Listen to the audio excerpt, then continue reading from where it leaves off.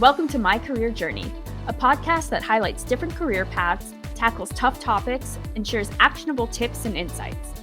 I'm Emily. And I'm Allegra. We're your hosts and both career switchers. In each episode, we'll talk about our experiences, learn from others, and help you find happiness and success in your career journey. Let's get into it. Hello, everybody. We are grateful you're joining us. Today, we have another one of our guest episodes. And I will say it's a very special guest. This is someone Emily has known for over 20 years, Keisuke Hawashi, who you've probably already seen or heard before because this man is everywhere. He's done commercials, shows, some of your favorite movies, cartoons. He is the #1 Asian everyman. That is his tagline. We love that. Emily, tell us a little more about how you and Keisuke met. So Keisuke and I met when I was 11. So it's been, Throwback. over 20 years. Time flies. Yeah. We met at a summer camp that I attended where he was the musical theater director. I took his acting and musical theater classes. I went there for a few years and we've stayed in touch ever since. And it's been so amazing to watch his career blossom and just to always see him doing really cool things. Yeah. I mean, we talk about mentorship a good amount on this podcast, and it's so special to actually have those people who have meant so much to us and are still in our lives and share them with our listeners. And in this episode, we cover so much with Keisuke, but a few things I really appreciated. He did a thoughtful reframe on rejection. And unsurprisingly, as an actor, he had to take risks, and he talks about being brave. I also appreciated how he talked about kind of creating stability and some of that risk management while honoring what brings him joy in his career and his life. Yeah. And I loved how he learns from every experience, Yeah. whether it's good or bad. Yeah. And he shares so many amazing stories from all of the different facets of his career. Yeah, the stories. I mean, we laughed a lot on this podcast and almost cried. And so for those of you who usually listen on Apple Podcasts or the streaming platforms that don't have video, you might consider watching this one on YouTube for Keisuke's full expressive powers. Yes. We had so much fun with this conversation, and we're so excited to share it with you all.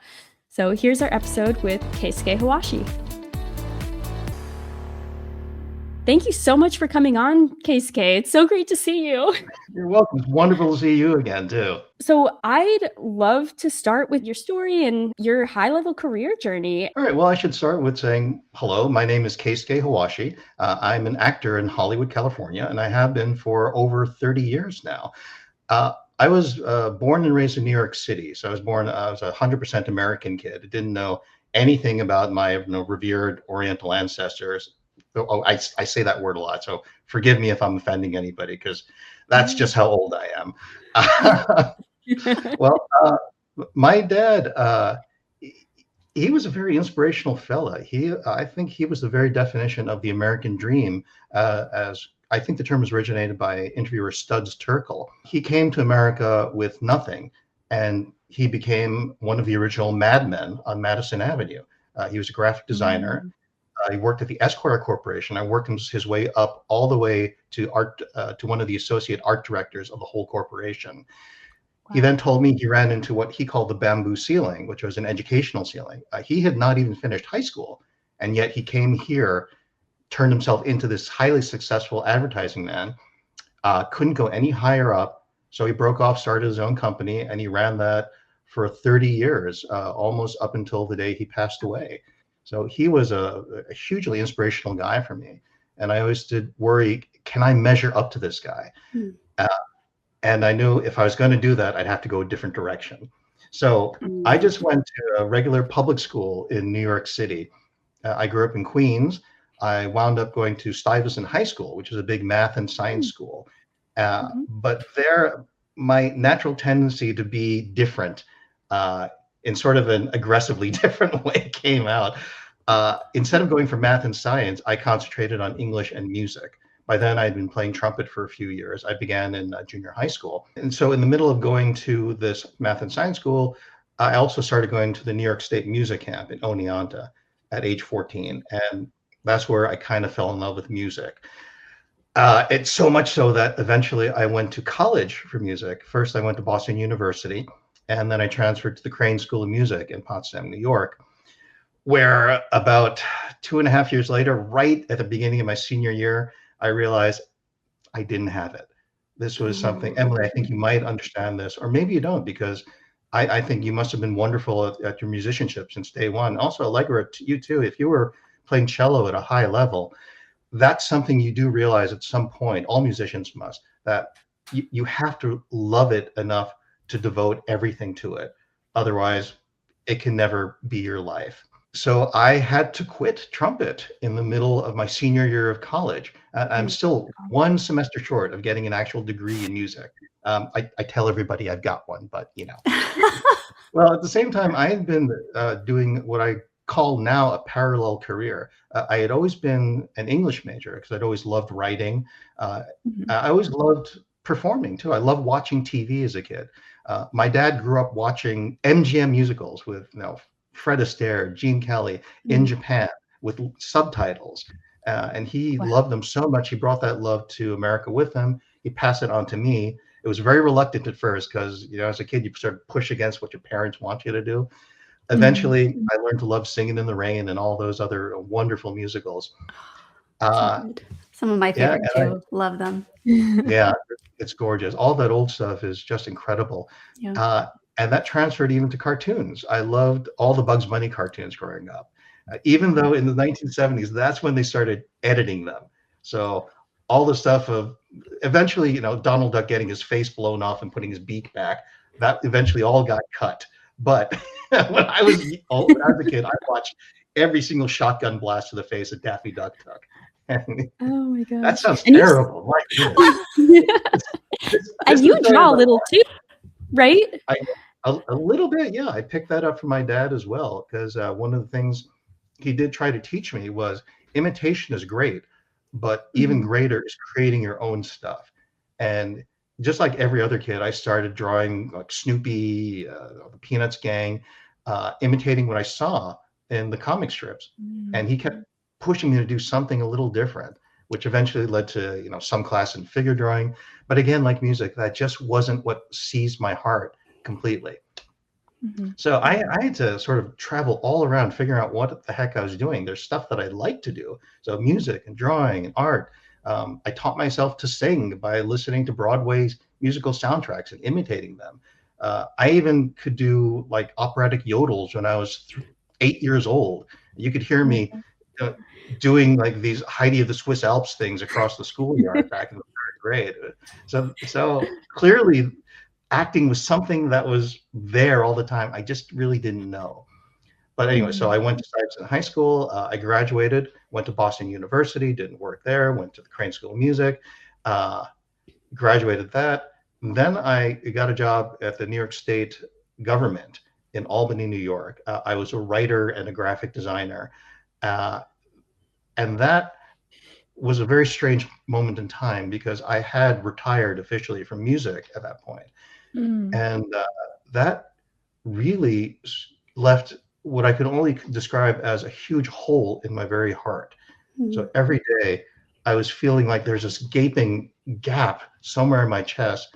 I'm dragging myself to the office and dragging myself home, wondering what is wrong with how can I fill this up? I can't do the music anymore because I really enjoy playing with other people, but I don't like playing alone. And so just out of desperation, I remembered stuff I'd done in 2nd grade when I was a narrator for a kiddie production of A Midsummer Night's Dream. Gosh. 2nd grade? You went back to 2nd grade. And this was what, maybe one of your first full-time jobs out of college working at the state, or was it? Yeah, that was, I went out and got that job. Didn't expect to get it because, you know, I always have very low expectations for myself, which is probably one of my fundamental problems, that I never really thought I could grasp as high as possible. I would always, you know, aim for something achievable. And if I exceeded, I was shocked. I actually exceeded that in high school with music. I was in what was called the All City program, where it was all throughout New York. kids from all 5 boroughs would audition to be in the band, which took about 15 trumpets, and the orchestra, which took 4. One year I made it into the orchestra, and I was shocked. I still remember getting that letter and saying, "Oh my God, what am I going to do? Oh my I don't goodness. know if I can cut this." So I did it, and it was okay. Actually, I got to play in Carnegie Hall a couple of times. So Heck that's yes. Amazing. wow. Yeah. So I don't know what you two think, but I feel like that's such a quintessential a weird mindset that especially musicians have. You have enough ego to pursue this beautiful thing you love and to go for it, but you also have enough self-deprecation to think, no, it's never going to happen and I'm not good enough. There's this weird tension between those Oh, two things. I'm still deprogramming and figuring out what the heck it is. oh, same. And I think part of it is like the way we're taught, the way we're interacting with our peers, and as we're kids, it's ingrained into our minds, and it's really hard to stop. I agree. It goes into the arts, into the acting as well. It's like an all or nothing feeling. Either you do it all the way or do it not at all. And Right.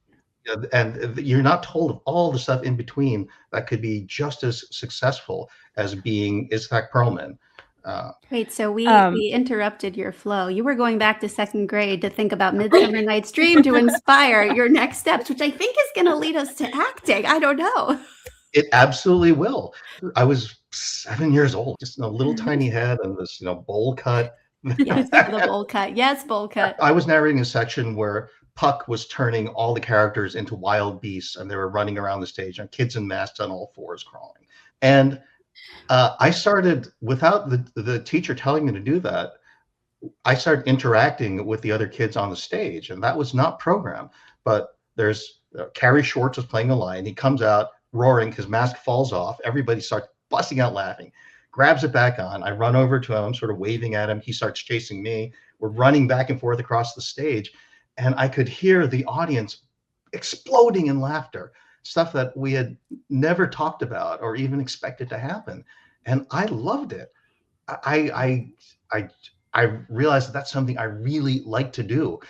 I got so much into it. Again, watching the MGM musicals, there's this wonderful piece in Singing in the Rain called "Make 'Em Laugh," where Donald O'Connor runs up a wall, does a backflip. Now, I couldn't do that. I wasn't even going to try that. But I did the first half of it. I ran up the wall. Actually, my feet could get purchased. I scrambled up. Suddenly, I'm way, way up there on the side of the stage, where I realized, holy crap, what did I just do? And I had to jump down. I fall. I'm tumbling. I'm busting up my knees and my elbows. Oh my But I goodness. still, the audience, again, they loved it. And I jumped up, barely aware of all these injuries that I was sporting, and continued on with it with the next kid in the mask, the next kid, the borough mask. And that was just so much fun. So going back to this hole in my heart that I was feeling, I really did think of that in about my 2nd grade experiences, and thought, well, maybe I can give this a try. I love musicals. I have all the musical training from 10 years of playing the trumpet and going to camp and going to choir, taking some private lessons. I was always bad in private lessons. And then I opened up the Sunday Classifieds, and I found a production. It was for a radio play. I'd never done something like that before. A play by James Prideaux called The Last of Mrs. Lincoln. And it was a fictional play based on the life of Mary Todd Lincoln and how she dealt with having her husband killed right next to her. I was the narrator in that, and I learned so much from the other actors there. And eventually this wound up being broadcast over NPR, which I didn't realize that would happen. Oh, wow. So these opportunities show up everywhere if you can find them. And there's the Sunday Classifieds. I don't know if those still exist, but man, that was how I got started and everything. My gosh, wow, times have changed. Also, radio plays. Do those still exist, and can we bring them back? I don't know. I think they would call them podcasts now. Oh, so. that's fair. We should know that. We're on one right now. Yeah. So you mentioned you had worked in tech a little bit. So I was wondering how that came about before moving into acting. After all this radio play stuff that I was doing, I decided I needed to find something that will still enable me to find a career, something where I can get paid to do something. I found a program dedicated to technical communications at Rensselaer Polytechnic Institute in Troy. And this is the engineering school that invented stuff like the Ferris wheel. And they recently, they have a ton of astronauts that came out of this place.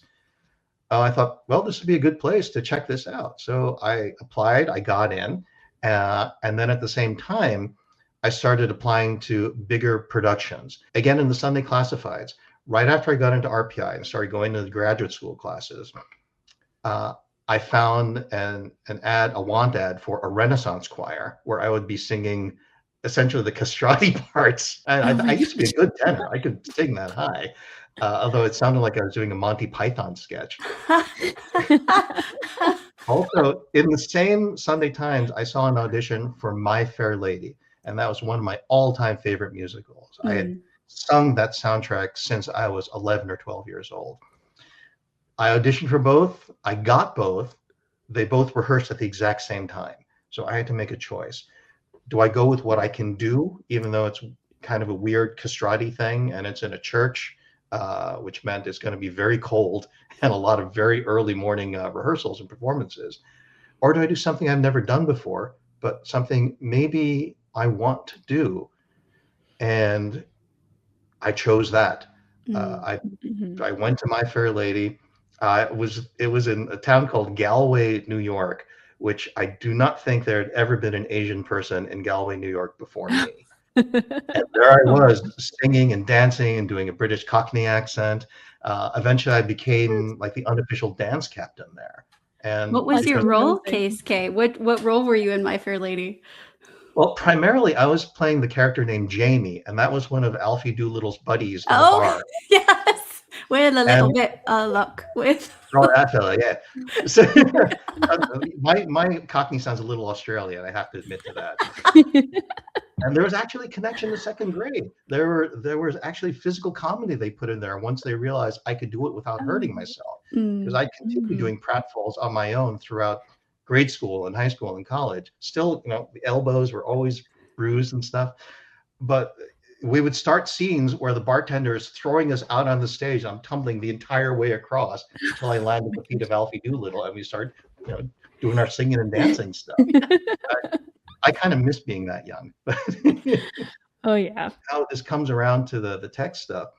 At the same time, my dad had been doing a lot of work in graphic design for Canon Corporation, and they had developed the world's first CD-ROM scanner and OCR reader.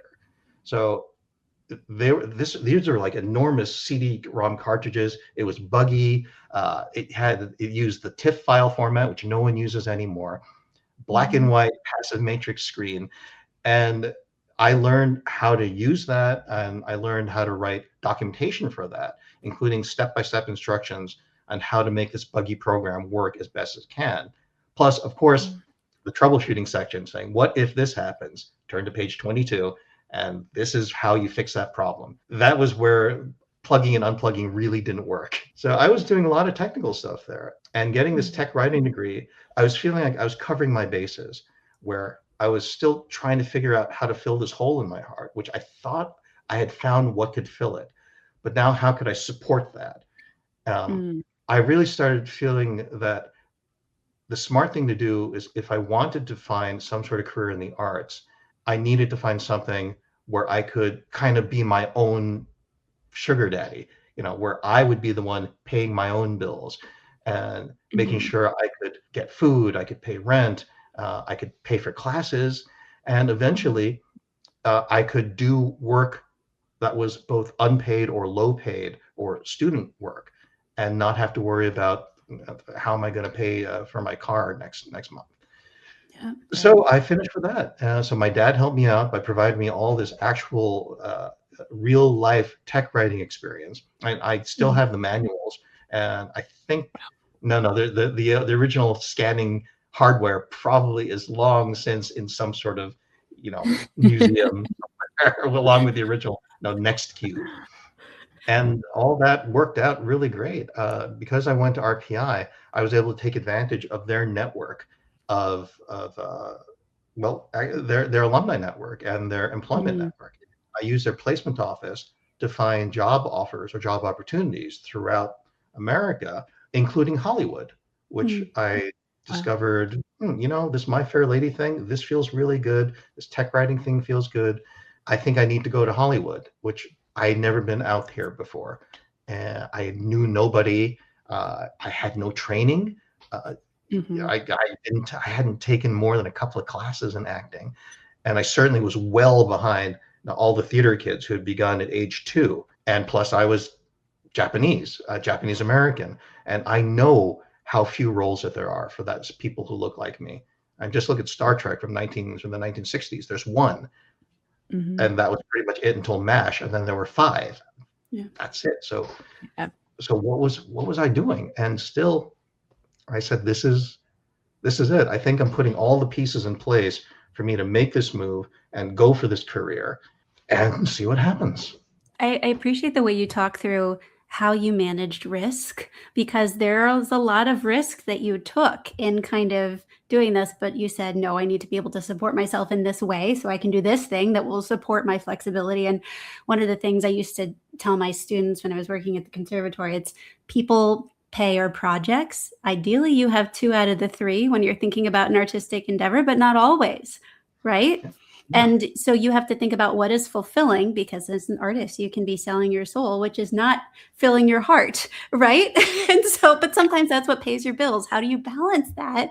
But I appreciate the way you talked through the risk level of what you were doing and why you took some of the risks, moving to LA, the things you shared. So thank you for that. How did you build your network when you were in LA without really knowing anyone? Did you still use like the alumni network, or did you have to go out and build your own? Oddly enough, it turns out I should have used this network when I went to school at Potsdam in the Crane School of Music, because Chuck Lorre was a non-graduate of that same school. This was a little bit before he created all of his sitcoms, but it was after he created the theme song for the Teenage Mutant Ninja Turtles. So there was a famous alumni at my old school. I had no idea, but to be fair, I didn't know I wanted to be an actor back then. There was really no network here that I could use. I had to either make my own or I had to find something. And again, having this base in place allowed me to do that. I got a job with the NCR Corporation, which is, it used to be called National Cash Register, based out of Dayton, Ohio. They're almost as old as IBM. And their big thing was cash registers, then turned to adding machines. And by the time I got there, they had moved into massively parallel databases. And that was the division that I was in. I got myself the thrilling, exciting job, stimulating job of writing 2 books out of the 35 manual set for the Teradata Relational Database Management System, which was so expensive that they made all their money from service contracts with Walmart and Kmart. How ridiculous is that? They were able to take the 2 biggest discount retailers and make them their primary clients and not be called out for having monopoly. That's how important their database was. Well, for networks then, I fortunately had a friend of mine who was one of my very first acting mentors. His name was Tommy Demenkoff, and he lived in New Paltz, New York. But he had been in Hollywood for a long time. His greatest claim to fame were 2 things. One, he was the villain in this cult classic movie called Surf Nazis Must Die. Adding that to my list to watch. I have not yet seen it. It is so 70s. Oh my goodness. But his second claim to fame was he was in a commercial for Wheaties as a singing mountain climber. So when I hit 10,000 feeties, I get the Edie's for my Wheaties. He told me he made like $50,000 on that in 1975. Wow. So he told me, So he told me how he did it was when he got out there after getting degrees in theater from Ithaca and being on Broadway. He was in the original cast of Godspell and Zoot Suit. Oh, nice. Still, he came out here to LA, and his way of surviving was becoming an actor in commercials, which is not the most obvious route to go. But once he told me about it, it became clearly the absolute clearest, best way for me to get my feet wet in Hollywood, because it's very technical, and you have to know how to follow directions, like hit your mark, turn your face this way, not that way. say your line over here, not over here, and do it within 3 seconds. So extremely, extremely technical, which I suppose that is very much like music. You have a meter, you've got to get those notes out. You have to hit those notes at the right time and do it in conjunction with everybody else working around you. I never thought of that, but yeah, this is exactly like doing a chamber piece of music. So he got me connected with his old acting school in Burbank, California, and I'm just down the street from the NBC studios. And they taught me everything I really needed to know. They distilled all the fundamentals of acting into one binder, just like Parks and Rec, the sitcom where that lady always makes binders for everything. So did you have like a workshop where you had this, or did you have to take a longer class, or what does it look like if they're just like, okay, do you have a few hours? How long does it take to learn something like acting in commercials? He turned the guy. His name was Lyle Hill, and he used to be the producer of several soap operas in New York City before he moved out here. He turned it into an 8-week class at an incredibly reasonable $200. Even wow. back today it might be $400. Still, that's nothing to learn what you're doing. He taught me about headshots, how to find a good headshot photographer, how to work with a camera, how to work with other people, how to read scripts. And after 8 weeks, I took additional classes with his school. And that was how I started my own networking thing, because thanks to him, I guess, to be honest, I didn't use my own network. I was plugging into existing networks. But thanks to my mentor and thanks to this acting teacher, I was able to find my way into that network that could actually start getting me work in Hollywood. And that was the network of casting directors and agents whom I met through this acting school. Was it like group classes or like just one-on-one? Yeah, correct. Yeah, it was a group class, but it was very small. Yeah, maybe 5 or no more than 8 people in each class. So there was a lot of individualized working with everybody. So everybody had camera time. And most frightening of all was after we did our audition practice, he would make us sit down and we would have to watch it. And he would point out, that's terrifying, but it's so incredibly useful in this sort of industry. So you could see clearly what he's talking about, what you did right, what you did wrong, and get an idea of who you are on camera, what the camera sees. And that is all incredibly valuable for me. I wonder though, so you have, I mean, first of all, if go to this man's website, you have 2 resumes. You have a corporate resume, which my favorite thing on that was the obsolete skills section.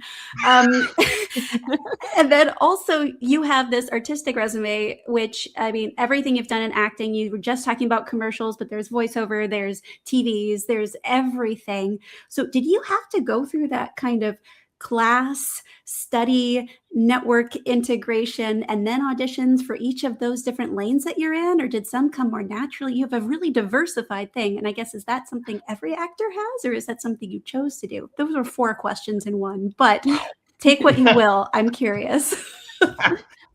Well, for all of these things, ideally, this is what going to college for acting would teach you. So it would be easily, readily, and clearly separated into the different kinds of skills you need for each kind of acting. And they are different. It's not subtly different either of how you do all of these different things. My journey was just kind of fragmented and feeling out as my whole life appears to be. Thinking about our conversation today, boy, it seems like I just sort of stumbled around in the massive circles until I found something. That's kind of what happened with acting as well. I knew I wanted to become an actor, but I also, like with music, I didn't want to be the absolute star of everything.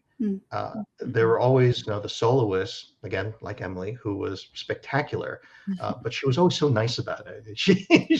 I never saw any kind of attitude from her when she played, and she was just sharing her wonderful skill with everybody. And really, we all responded to it because, man, she's awesome at it.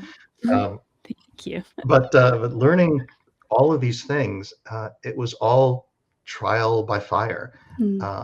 I had my commercial agent. It turned out I was, after I got that commercial class, I specifically looked for a commercial agent, and she didn't do anything else. I eventually signed with this lady named Susan Nathy, who I did introduce Emily to at one point.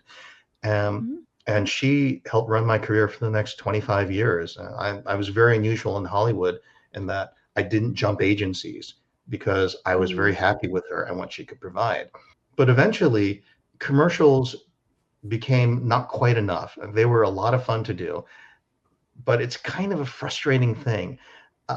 One of the first things I learned in acting was from a casting director when someone asked, "How many commercials should you expect to book?" And she looked at him and said, "Frankly, if you book 1 out of 100, you're doing good." So imagine that a 99% failure rate is considered good. That's terrible. And now I was doing better than that. I think at this point I'm about 14%. So I get about 1 out of 7 things I usually book. But that still means 6 out of 7 things that I went out for, I didn't get any work from. Sounds like part of it was, I mean, maybe, I don't know if you were thinking not enough artistically, but certainly not enough financially, because you were, and it sounds like a lot of effort too, to do that many auditions, but I don't know. Yeah, the payoff isn't always great. And there's some commercials where you get cut. So you get paid, when I started working, it was $400 for the day of working on the commercial. And if it aired on national network TV during prime time, between specific hours of the day of the week, then you would get another, say, $25 to $50 for every airing. There are some commercials that I did where I would get close to like the Wheaties commercial guy, where I would wind up with $40,000, $50,000 for the year of commercial airing. Others, they would cut my part, and I would get just the $400 for a whole day. At that time, I was still working at NCR, so I would miss work. I would use a sick day. I would get yelled at for disappearing from the office with no notice. Yeah, so I needed to do some more. So I started branching out and asking, how do I get into film and TV now? I don't want to be a star. I don't want to be Schwarzenegger. But seriously, I would be happy just being on TV, because I still get a kick out of seeing myself showing up on screen. And I love seeing you on screen. I see, like, you'll pop up and it's just like, oh, I know him. That's Keisuke. Yeah, all these things that you remember from when we first met. So there was The King of Queens, How I Met Your Mother, iCarly, Drake and Josh, Yes Dear, Will and Grace, Brooklyn Nine-Nine, Mad Men. I do joke about it. I have kind of forgotten all these things, and I have to search my memory of everything I've done. But I wanted to get into that. And my commercial agent actually opened up her business a bit to start submitting me into film and TV roles. Wow. And I started small. My first audition was for ER, where I played an orderly who hit somebody in the leg with my gurney. And I was so scared for that audition. It was on the set of 20th Century Fox. And with each step, after I parked on the lot, I parked on the lot, 20th Century Fox, and I'm walking across. It turned out it was the absolute furthest building away from the parking lot. Oh, no. So Of course. I'm getting shakier and shakier and shakier, and my arms are literally like this, and I'm trying to push my cart. I go in to the casting office. They didn't even bother turning on the lights. It was one guy in a dark room in this tiny building at the end of the Fox lot. And I'm so nervous, but I learned so much from that experience too. The biggest thing was that the casting director wanted me to do well, and he felt badly for me. Anybody could see I was really scared about this. And he was kind and gentle and encouraging, and let me do it multiple times, told me how to fix things, saying, okay, let's do it this way, but do it when you're looking over here and you're pushing this way. I didn't book that job, but it was such a good, positive experience, despite all the terror, stage fright. That's what I had. And I needed serious beta blockers for that day. Never have taken them, but how do you deal with nerves now? Yeah, I almost feel like unfair now about how little I get scared for things. I have an audition today in a couple of hours, and I barely thought about it because I know I'll just go in and do it and do as good a job as I can. But dealing with the nerves, after that experience with ER, I realized I need to face this fear. The only way to deal with this is, I used to call this, doing live pitching versus facing a pitching machine, if we may go into a sports metaphor. The pitching machine, it's just a machine. It's not going to look at you or judge you or anything. But going in for an actual audition, yes, you are being looked at and judged like a piece of meat in the supermarket. It's a terrifying experience. And I figured, all right, now I'm going to find every opportunity I can to audition for stuff, no matter how right I am or wrong for it, no matter how little I want to do the project or how much I want to do for it. I'm just gonna like do a shotgun approach, a scattergun approach, and do everything I can. And that was hugely helpful to me. It was, as things like auditioning for, for TV shows, for That's So Raven and all that, and all these, the Amanda Show, plus going to student film auditions where I would get just as scared. More and more commercial auditions, which I was still new to and still didn't know, am I doing this right? What can I do to try to get better at it? And that really, really helped a lot. But what equally helped was what I learned in that first ER audition, and that the person behind the camera is on your side. They don't want you to fail. Matter of fact, they are sad when you fail. I have been on the other side since then. I've cast stuff. I've been a tech consultant for casting directors back in the day where digital casting was brand new. I was one of the only people who could provide that service of converting video into digital and then sending it to the producers in Switzerland or New York, thus saving them all this sort of time. Even though the videos were just these little like 160 by 120 squares, and they'd have to go right into the screen to watch them and see all these pixelations and blocks. But everybody wants you to do well. They won't judge you and say, oh, that person sucked, or I hate that. That never, ever happened. At the very worst, they would say, oh, I didn't like that, or that was okay. Or even more so, they would say, no, I think her skin's too light, or her skin's too dark. We already cast somebody who's very white or very, very black, and they need someone to match. So it was, in some ways, it's a very dehumanizing experience to hear that, but it's also helpful knowing that this is not personal. And that's where I developed my philosophy, where acting is not about rejection. It's just, are you right for the part? And you don't even have to be perfect. You have to be, so are you somewhere around right for the part? And so often people will ask me, how do you deal with all the rejection in acting? And they can't quite understand when I say there isn't any rejection in acting. So there's rejection if you like during your teenage years, when you decide there's someone you like and you ask them out or ask them to the dance and you get a no, that's a rejection. But being told, no, too short, too tall, too black, too white, too Asian, that's not a rejection. That's just, you just move on to the next thing. Yeah, I love that positive spin on it. So as an Asian American actor, do you feel like you've ever been boxed into the roles that you've auditioned for? Or do you feel like you've been able, I mean, you've obviously been in so many things, but generally, do you feel like you've ever been boxed in? I have, especially early in my career, where it was a running joke amongst all Asian actors, where you would either play a doctor or a Chinese delivery boy, even if you're not Chinese.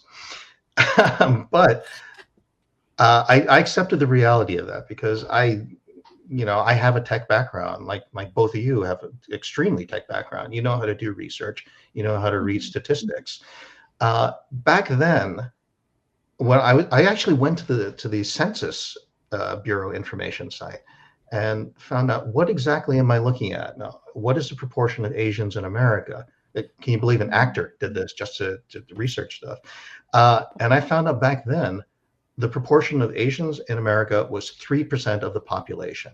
97% of the population is not Asian, just 3% is, which meant, and then I would apply that to the acting union. At that time, there was about 100,000 members in the union, which meant there were 3,000. Oh wait, is that right? 3,000. 3,000. Right? Yes. Let's say 3,000. So 3%, which meant that for every Chinese delivery boy, there's only 2,999 other people in the union who could possibly do that role. Then you start cutting it down. Of all those people, how many are men? How many are older than the age 25? At the time I played 25. How many are younger than that? So which left with this little sliver of number of people who actually I was competing with for this job. And Mhm. again, pair that with the attitude of you go in and they say, that person looks like a wrestler, not a delivery boy. Or there's a reason I don't get cast in martial arts movies. I don't look like a martial artist, no matter how hard I try. I don't look like I can kick anyone's butt. But I look like I can deliver food. So one of the first jobs I got was on Sabrina the Teenage Witch as a Japanese delivery boy. So at least they got that right. Now, despite that, being boxed into that specific role for a specific gag, I took a chance on that role, and I did not do it with a thick Japanese accent, which I am expert at doing. I can switch it on and off as needed because I've listened to my parents my whole life, and they have that accent. Right. So I can do it right. But for that role, I went in and not once did I even give them the opportunity to do that. And that possibly could be part of why I got the role, because I have been in auditions where people make it all about the role, where the line would have been, I have a delivery for Sarah. So some people will go in and just go, oh, I have delivered Sarah. And that's just cringy as heck. And the people, just like I'm seeing both of you cringe, the people behind the camera also did the same cringing when that happened. They didn't, and it's to their credit that they don't giggle about it or think it's funny or appropriate. They would just say something like, can you do it again, but without the accent? Or thank you very much, and say, let's move on to the person who didn't do it. Yeah. So there was a good chance of that little sliver of people that could get the role. I was part of this little tiny group that did not do an accent, and instead, in my opinion, paid respect to the script and to the situation and the character, saying, this is not about me doing a funny accent and making the audience laugh. It's about me delivering a box of food to this person who then proceeds to give me too much tip, and I'm grateful for. So that was the whole scene. And I got it. And the only note they had for me was, my final line was, after I got the tip, I said, God bless you. They said, you made a little too much of the God bless you. Let's just throw it away. Okay. Hey, God bless you. Wow. Nice. That's true. Because the difference could have been like, God bless you. Like, oh, this is a very reverent delivery person. Yeah, right. Yeah, it doesn't make sense. And then put that on with a Japanese accent, God bless you, Do you run into the same people when you're auditioning? Oh, yes, I do. But through the years, all these people that you've seen on film and TV, I've run into them dozen times at commercial auditions. The guy, oh goodness, I can't remember their names. I just know their faces. But the guy who was in all the Marvel movies, the Asian guy, he was also in Beef and Always Be My Maybe, I think. Well, he's been in everything too. So we've run into each other a lot. It's gotten to the point where there's a couple of guys who, when they see me walk in the room, they actually do, uh-oh, here comes Keisuke. Guys, just pack it up. So it's flattering, but you see, I don't want to be that guy. Takes everything. I had two chances to become the next Ken Jeong. Unfortunately, the first time I was at camp when the audition came for the first Hangover movie, where gosh. Ken jumps out of the back of a car in his underwear. The script did not say that, but I had an audition for that very same role, which unfortunately I couldn't go to because I was in Oneonta and it was in Hollywood. The second time was for the movie Knocked Up, where Ken was playing the doctor he was the gynecologist with an attitude. And I got to audition for that too. Unfortunately, Ken is a real doctor. And so he understands much better than me how a gynecologist might have an antagonistic relationship with both the birth mother and the father of the child. So both those chances, if I had done a little better at my research, being a naked Japanese guy jumping out of the trunk of a car, I could have been him. Oh, that's great. I was thinking about, we've talked a lot on this about personal branding, because it goes into, especially with career pivots and entering new spaces. I see that you kind of have a tagline, the #1 Asian everyman. How did that come about? And is it important in your career now to have something like that that shows who you are, write this, that you can share? How does personal branding fit into what you're doing? It has become much more important in the past 5 years or so in this era of social media. I came up with that tagline with my manager. Her name's Lauren Kaplan, who's got a long career in Hollywood as well. And that was when we're trying to figure out how can she sell me most effectively to the world. I had played so many doctors. I played lawyers on Glee. I played a lawyer, kind of a Jewish lawyer too. That was kind of fun. But how do you say that? Best Jewish Asian American lawyer. That's a very strange tagline. It's a niche. Yes. But we came up with this idea because we looked at my body of work, and again, we're seeing that I'm not going for the big roles. I'm going for good, fun supporting roles where I am pretty much an everyman. I'm a doctor, but I'm not the greatest doctor in the world. I'm a delivery boy, but I'm not the maxiest delivery boy in the world or anything like that. And a lot of my strength is from like an everyday delivery. So I'm not going to go all Jim Carrey on people, but I will give you a line that looks like a real person talking to another real person. And that's served me very, very well in commercials. I did 2 commercials recently, one with Jeff Goldblum for apartments.com, and another one for Allstate, where I'm playing the father of a kid who painted himself blue and can't get it off and has to graduate as a blue covered person. So those roles, I don't have to seize control of the camera and make it all about me. And I'm fine with that. And just like ensemble playing, it's almost never about you individually. It's about what you add to the entire group. Mm-hmm. For the apartments.com commercial, we did try it many different ways. And what worked best was if I'm just a guy that Jeff Goldblum kidnapped and brought to an island somewhere to drink and play with dolphins. So how would an everyman act that way? That's me. I could do that without looking like I'm going to kill him. I'm not I'm not a Yakuza looking guy. I'm not a samurai or a ninja. I'm also not an old Asian guy. I'm approaching old. There's actual gray in my eyebrows now, which I hadn't seen. You don't look it at all. Oh, thank you very much. so I'm sort of like very mid, I guess we can call it. I'm not an extreme in any way. And how do you celebrate being mid? Saying, man, you're the best everyman that they can get. There's a lot of people that have done very well with that. Generally, you just don't know their names. You've seen their face on TV.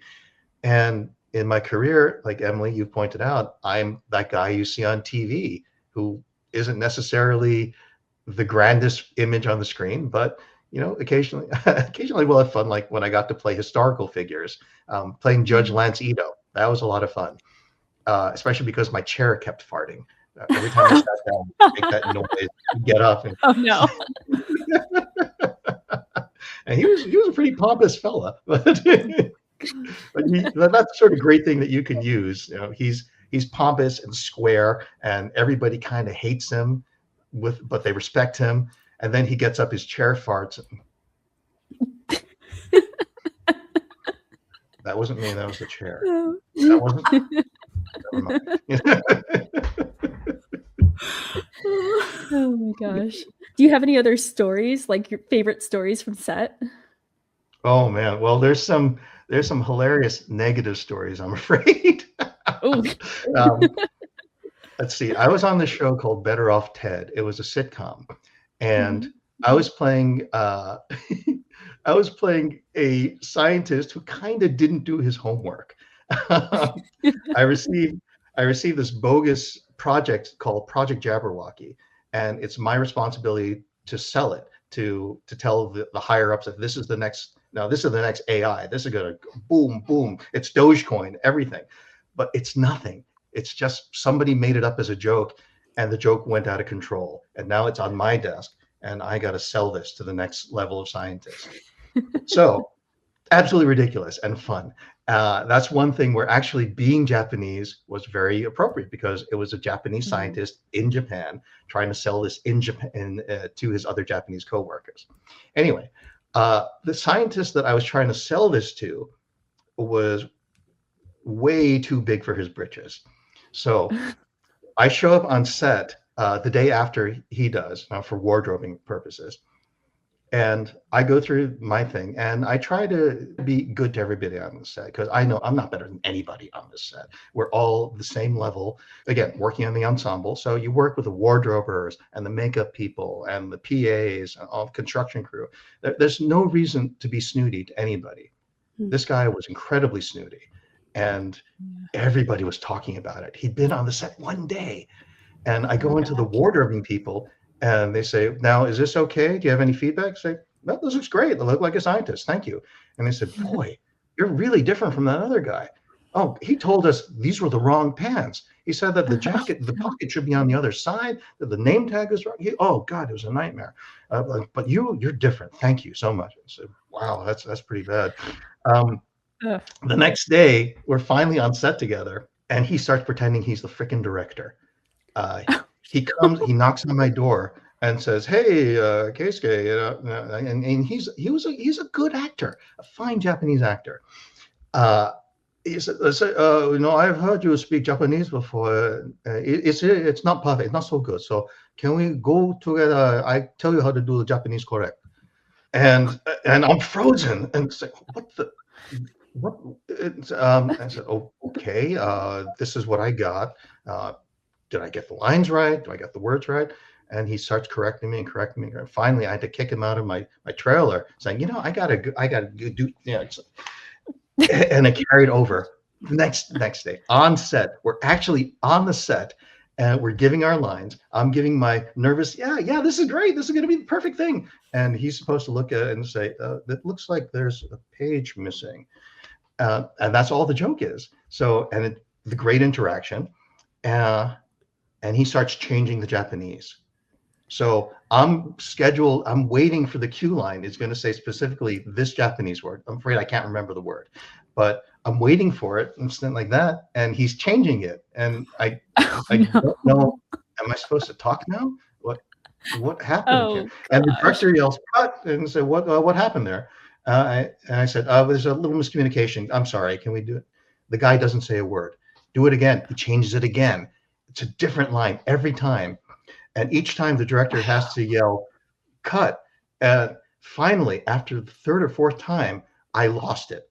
The very first time I've yelled at anybody on the set. God. And I unfortunately, I had to be performative about it. I had to let the director know what was happening here. So finally, the next time he yells "cut," instantly I let him have it. I said, "Dude, you cannot keep changing the Japanese words. I'm waiting for this. I don't speak Japanese as well as you. If you change the word, I don't know when to speak. Now, I'm not going to do that to you. What's going on here? Why did you?" And he backed down, I think, because he finally realized, oh, somebody called me out on my bullshit.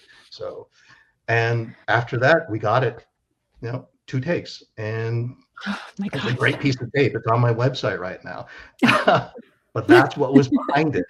So that's my worst story in Hollywood.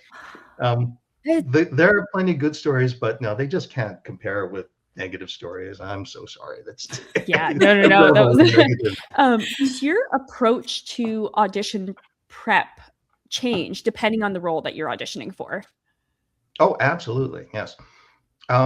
Commercial auditions are generally, very, very quick, and to the point where I can literally do them in my sleep. I was one today. I don't have any lines. It's just interacting with an actor who gives all these joke lines, and I know the reactions I have to give. And in general, I'm going to think of in various different ways. So this is where I like him, I don't like him, I'm scared, I'm happy. So I have all this palette of stuff preset, pre-prepared, and ready to go. For a bigger audition, I do enjoy delving deeper into the character, even if it's just like a one-liner or a one-scene thing. For example, when I did my Brooklyn Nine-Nine thing, it was It was. I was examining Joe Latuglio's testicles, and I remember that. That was such a funny episode. The whole show. I love the show. These guys are wonderful. It's hard not to laugh on set. So that is a good story I can tell eventually. Yeah.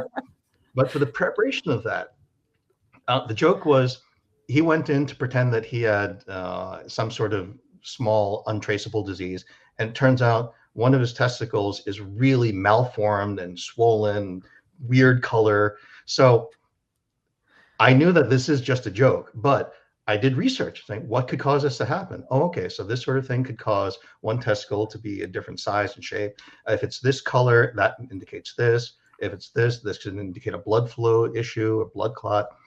So that's the kind of preparation I bring into that kind of thing, even if it's just one little moment, because I don't want to just play the gag joke. I want to have the audience really feel that I know what I'm talking about. When I have a look and say, oh, wow, well, that's unusual.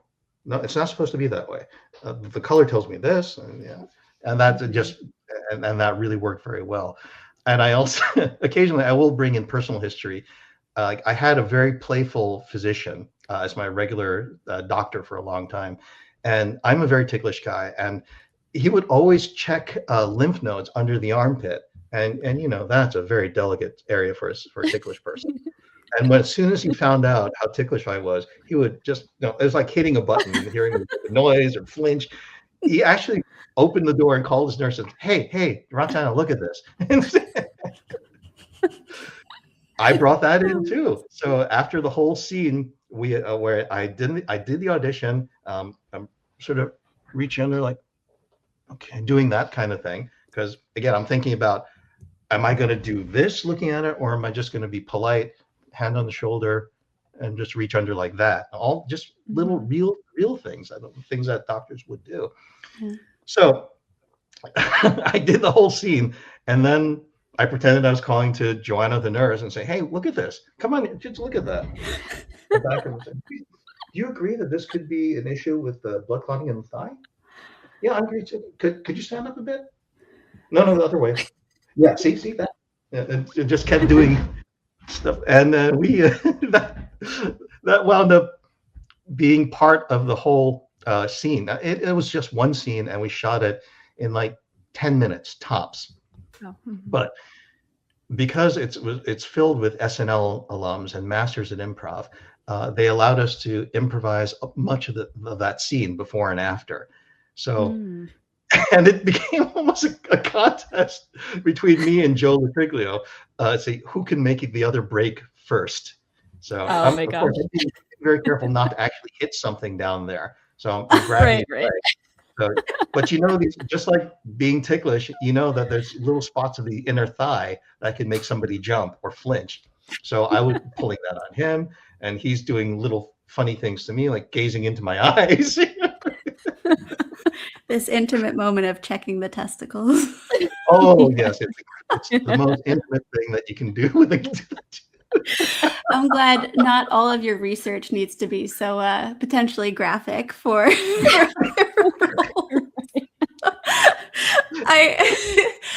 I do wonder. So we've talked about auditions, we've talked about work. If you think about your, I don't know, a few months at any given period, how much of it is auditions versus different kinds of work versus, you mentioned producing? What is a kind of typical quarter of your career look like, if there is a typical one? Ooh, there really isn't. Like a couple of years ago, I wound up traveling to South America for 3 months, doing a TV series called Senna in Brazil and Uruguay and Buenos Aires, Argentina. And that, of course, was a whole quarter of my life spent living down in South America, which was wonderful. This quarter, I've been doing a ton of auditioning. For me, a ton of auditioning. Again, remembering that little sliver of auditions that are appropriate for me. But that still means I'm doing maybe 1, maybe 2 auditions a week. If I'm booking 1 out of 7 things, that works out to maybe booking 2 things every 3 months or so.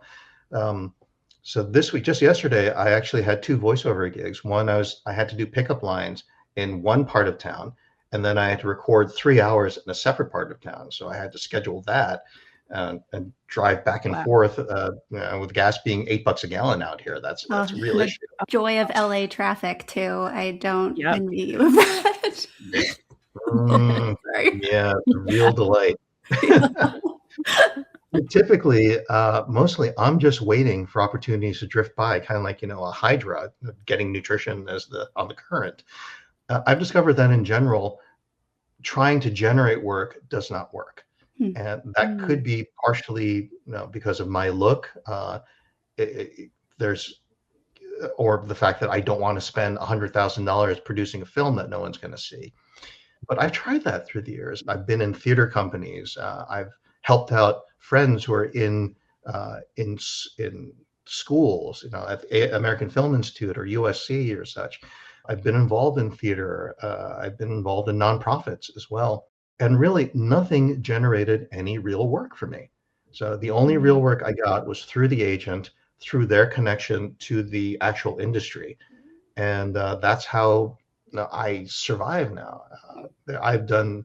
There's a commercial right now where all I do is I make the sound of some guy crying, which, that went through the whole process of auditioning. I was actually in Argentina when that happened. I auditioned in my hotel room where I made an audition room out of, the ironing board and the blackout curtain, which I draped behind me. So I actually kind of love being that clever about this stuff. Yeah. I wound up just being on the soundtrack. I'm still getting paid for it. It was really incredibly generous and kind of them to do, because they could have fought to cut me out of that. And that's, but if you're trying to work small productions, non-union things, it's very often, it never gets completed, or you never see a copy of it. The people just disappear. That happens a lot in this town as well. Now, again, when I was at the start of my career, because I was with NCR and had a regular salary, I could afford for those things to happen to me. Now I've actually kicked my own legs out from under me. I don't want to work at NCR anymore. I don't want to do the computer consulting anymore. So this is it. This is just acting. Creating my own work, even if it means doing something on TikTok or that kind of thing, none of it is worth doing, in my opinion. So how do you even approach getting an agent? Did you have to sell yourself to them, or how do you do that? Yeah, unfortunately, that is the one thing that you have to do for sure if you want to get an agent in Hollywood. In the olden days, you used to be able to get for I think $40, you could get a packet of pre-printed labels with all of the certified SAG franchised agents on it. Often it was not updated correctly. So anytime you got one of these into the mailing, half of them would come back as saying, closed, non-deliverable, return to sender. And you would hope, and you're sending them just like you're applying for a corporate job. You're sending them your headshot, your resume, a cover letter, and then you have to follow up. So after you send these things out, then you call them afterward and say, hi, did you receive my packet? Are you interested? Can I come in for an interview? And it's pretty much the same now, except it's via email. And there's a whole bunch more people who are not franchised through the union, who usually have carried the moniker of manager. And you have to, do this whole scattered approach. Maybe I'll hit something if I send out to everybody. And there's many people I know who did that, and they did not get a single hit. That's one of the brutal truths. Again, that's not rejection.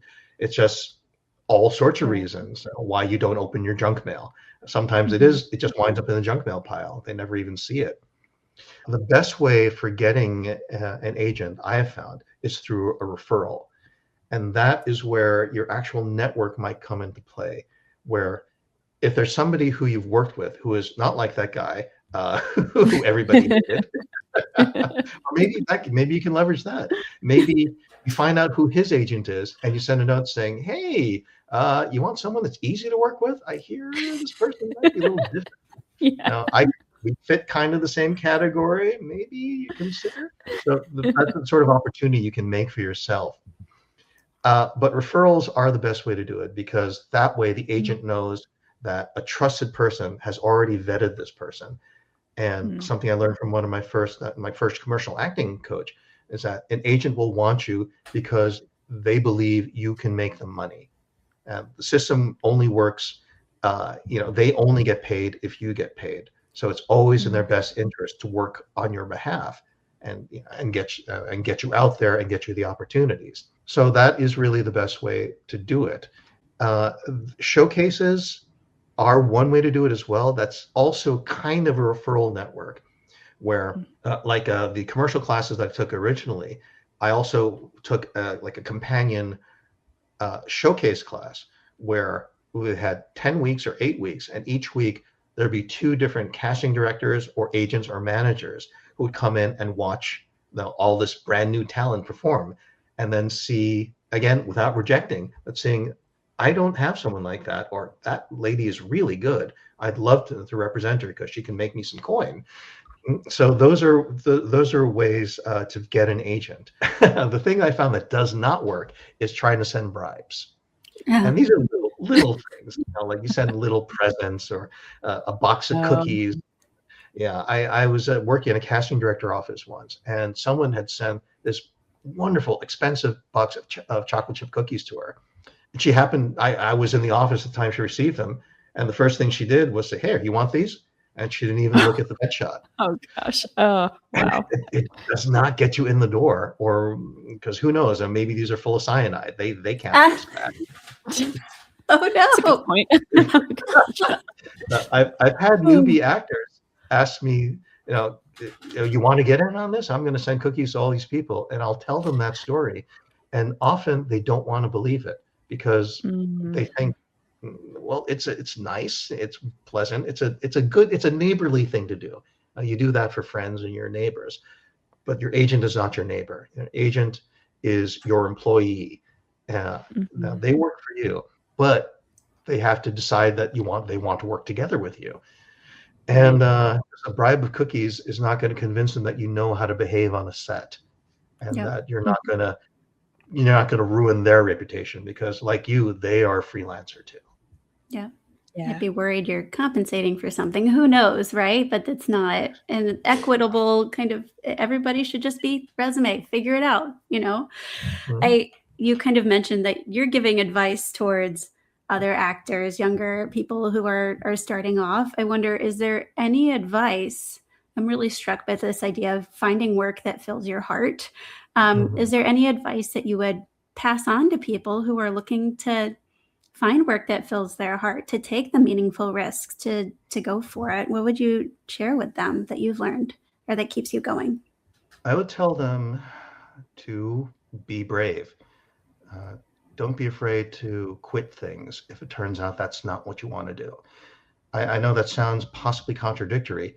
My dad would tell me sometimes, as a kid, you always want to quit stuff, and you'd whine to your parents, "I don't want to do this anymore. I don't want to go to Japanese school. I'm not going to use this, whatever." And he would just desperately try to find the words, because he was Japanese. He wasn't raised with the same English language skills that I was. And he would try to tell me that you've got to stick with it. You've got to make sure that this is something you don't want to do. There may be rough patches, but if it's something you really want, this may be the way you have to go to find out that it is. But also, if you go through that and you discover, no, this isn't it, even if you've already got a ton of sunk costs into it, like me with trumpet, I had over a decade of sunk costs. I had a box Strat 37 silver-plated trumpet, one of the best, most expensive trumpets available. I had to be willing to quit and put that aside and say, I can't do this because it's just not what I want to do. And it's terrifying, but I had to be brave, and I had to do it, because if I didn't do it, I would never have opened up the space in my life to find out what is it that I do want to do. Maybe also remember the parallel career thing, that even if this is something that's always going to be with you. I know that sounds very, very, very old fashioned. Get a degree in pharmacy or dentistry. You're always going to be able to fall back on it. That is a cliche, which is true. Doesn't mean you have to fall back on it. So, and eventually, in my case, the fallback is gone. I'm no longer qualified to be a technical writer in this environment. But the skills you have brought from like everything that you've done has made you a better actor. It's made you a better, I think it adds to what you do. and it brings more authenticity to you. Absolutely. Absolutely. You remember in camp, I was running that camp for almost a decade, and there were things that happened at that camp which were just unbelievable. That and I don't know if you were still there, but there was one concert, a big concert. It's supposed to start at 7:30 sharp. I'm up in the booth filming. 7:30, the ensemble walks on, everyone applauds, and then they walk off. And everyone's wondering what's going on. I go downstairs and I find out all the lead players are out drinking. They forgot there was a concert. So they had to get back from where they were from. They had to sober up. But we can't tell that to the crowd. This is a freaking music camp. So hopefully these weren't the 11-year-olds that Emily. Oh no. If only it were, but no, these were the people. They were supposed to be the responsible adults, but no, they're out screwing up. So it fell to me to cover for them, and I picked up the microphone. I had no idea what I was supposed to do, and I essentially improvised a 45-minute stand-up comedy set, telling them about my. Oh my gosh! Had you ever done stand-up before? Once. And it was not in that situation. I actually had, for my stand-up set at the Improv, I had a list of jokes and I had practiced all of this. I'm told, get up on stage and tell them something. Oh my goodness. You're the professionals. I'm just, okay. Hey, everybody, how you doing? Oh my gosh. But that's life experience that you just can't get anywhere else, and hopefully you don't get anywhere else. All these things that I learned through life, all the tech stuff I learned particularly, that did go into making the camp a success. I was the only one at that time who had any experience with Google Ads. I knew about databases. For the first 3 years of the camp, I decided, I'm going to, because these guys are pros, they know what they're doing, and I don't. I'm just a newbie. I would notice things and say, I think I can fix that. And I would drag them kicking and screaming into a repair. For example, after 3 years, suddenly there was an online application form, something no camp had at that point. We were one of the very first, and our enrollment skyrocketed after that. There was a point where we had too many people, but we weren't going to reject anybody because through database analysis and customer relation management and all that stuff, I had analyzed the information of previous years and saw that we had like a 25% no-show rate. So therefore we had to over-enroll, not stop enrollment like they would do normally and say, oh, look at this stack. These are all the people we have. That's the actual stack. So all this life stuff, it does come into acting because you can use everything. That's of all things, I learned that from Jerry Lewis when he was doing a Las Vegas show. I saw a TV version and he was telling the audience, everything you learn, you're going to use somehow. And on stage, he was doing baton twirling, juggling, gymnastics, in addition to his comedy and singing and dancing. So even when I'm doing voiceover stuff, I was doing a voiceover thing yesterday. The old cliche of an actor, a nightmare, pain in the ass actor who says, what is my motivation for this scene? Otherwise, I'm incapable of producing. It's as much of a fun joke as that is, it is true. Knowing who is this person you're acting with, what's their character, in addition to knowing, am I a fun-loving doctor who thinks a testicle disease is hilarious, or am I a private school teacher in a Korean high school who is having a fight with the college prep people, and we're butting heads over what's the best curriculum, what's best for the students. This is exactly what I had to do at camp. What is best for the students? What's best for the camp? How do you balance these things? How does it feel? And how do you make that come out in your voice when that's all you have to work with in a voiceover dubbing gig?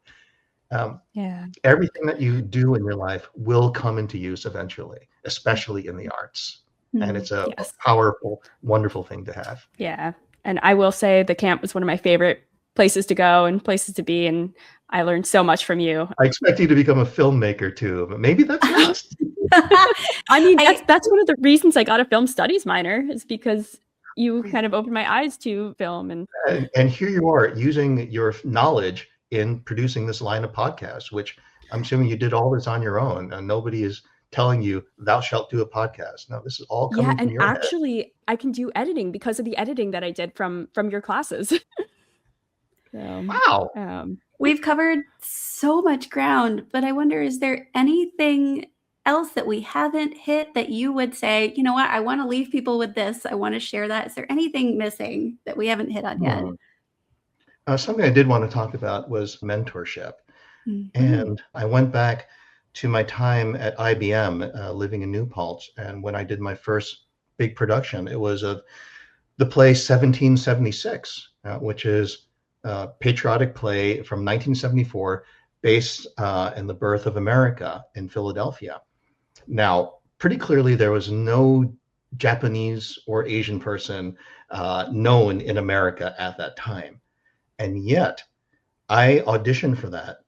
And the director, Tommy Debenkoff, now the Surf Nazis guy, he chose me to be in that play.